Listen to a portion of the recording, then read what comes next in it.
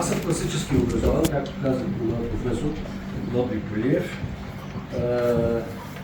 Това за всички нас, които минахме през тази школа, е невероятен късмет. Невероятна привилегия да имаме такъв, не само учител по инструменти, а гуру за цял живот. Това, който има такъв образ в главата си, има такъв учител, той винаги е много щастлив и много сигурен в това, което прави, много благодарен и винаги знае, че този гуру го наблюдава и го направлява.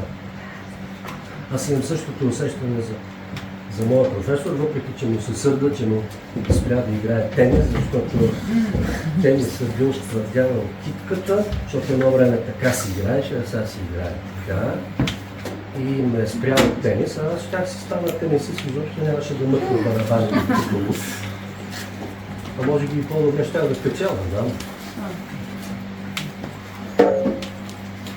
И на втория етаж в новата сграда на академията, където сме ние там, джазистите и попаджиите, има портрети по стените на бивши преподаватели и там на втория етаж има кафе машина и преди Делка да е отворила лавката с кафето сутрин, много студенти имаме, отиваме рано сутрин и минавам покрай портрета и му казвам, че всичко е наред.